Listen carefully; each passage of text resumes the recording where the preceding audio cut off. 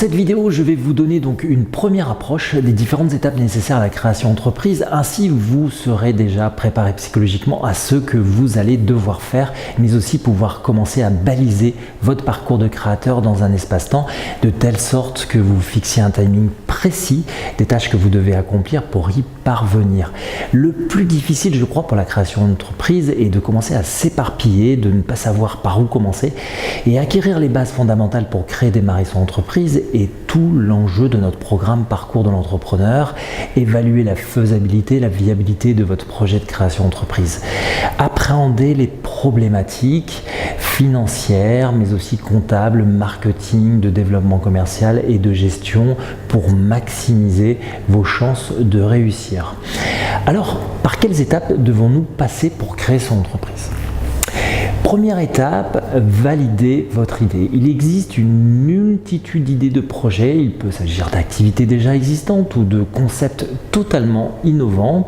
Lorsque l'on souhaite aller un peu plus loin que le stade de l'idée et se projeter dans le lancement d'une activité, il faut définir précisément son business model. Deuxième étape, puis-je porter ce projet ? L'objectif est de valider selon votre situation personnelle ou professionnelle qu'elle soit en adéquation avec le passage à l'action pour entreprendre. Si vous êtes salarié par exemple, il vous faut vérifier votre contrat de travail pour valider que vous n'êtes pas soumis à une clause de non-concurrence par exemple, ou bien d'exclusivité pour le cumul donc des gens et le cumul des activités. Si vous êtes au Pôle emploi, bien valider vos ressources restantes et mesurer l'impact que cela peut avoir sur votre famille et votre situation financière. Prenez une sécurité, imaginez que pendant 6 mois vous ne faites rien en chiffre d'affaires, est-ce que vous pouvez tenir ? En fait, c'est vraiment la question de fond. Troisième étape, quelles sont les actions à mener ? Listez toutes les actions que vous devez mener à bien avant de démarrer.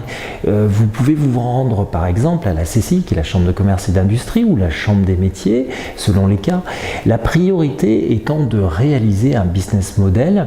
Ce sont les hypothèses de votre projet. Le plan d'action viendra un peu plus tard avec la rédaction du business plan. Quatrième étape, prendre la décision d'y aller ou non selon le business model que vous établissez. Vous devez partager avec votre entourage, vos amis, vos relations professionnelles.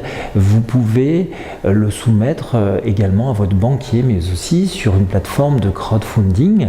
L'idée étant de partager, mais aussi de vous entraîner à présenter votre projet, à mesurer les avis pour éventuellement ajuster si nécessaire votre business model. Cinquième étape, business plan. Alors, vos idées, vos hypothèses sont posées, vous pouvez vous lancer dans l'étude de marché avant de travailler sur votre prévisionnel. 3 choses à savoir. Premièrement, mon projet est-il rentable ?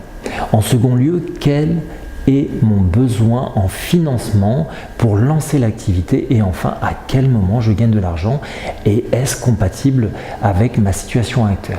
Ne soyez pas trop optimiste, travaillez sur 3 projections différentes et calez-vous sur la plus pessimiste. Vaut mieux tenir que courir.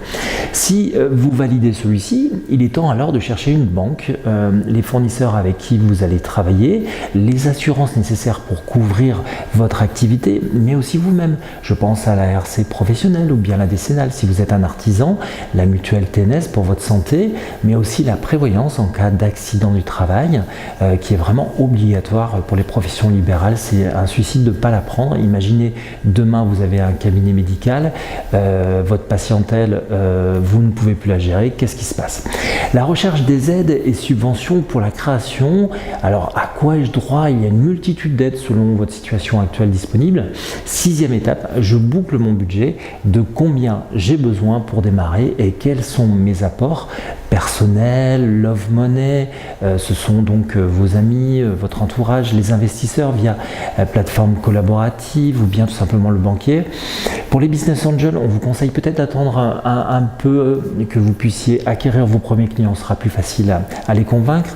6e étape ou 7e étape, je crois que je perds mon fil, les formalités statut juridique, entreprise individuelle, URL, EIRL, SARL, SAS, SASU, régime fiscal, impôt sur les sociétés ou impôt sur le revenu. La protection de votre patrimoine personnel pour séparer les biens professionnels et les biens personnel et votre protection juridique également, car votre responsabilité personnelle peut être engagée, donc il faut faire attention. Et enfin, dernière étape, les démarches administratives, donc choix de la dénomination sociale de votre entreprise, donc le nom de votre société, rédaction des statuts et dépôt en banque du capital libéré selon vos souhaits, publication au JAL, qui est le journal des annonces légales, immatriculation de l'entreprise auprès du CFE. Donc la liste des tâches à réaliser est encore longue avant de recevoir un extrait cabis qui marquera le début de votre aventure entrepreneuriale. Comptez au minimum un mois avant de tout boucler et en étant actif sur votre projet. Dans la prochaine vidéo, nous évoquerons le financement de votre projet. Merci pour votre écoute.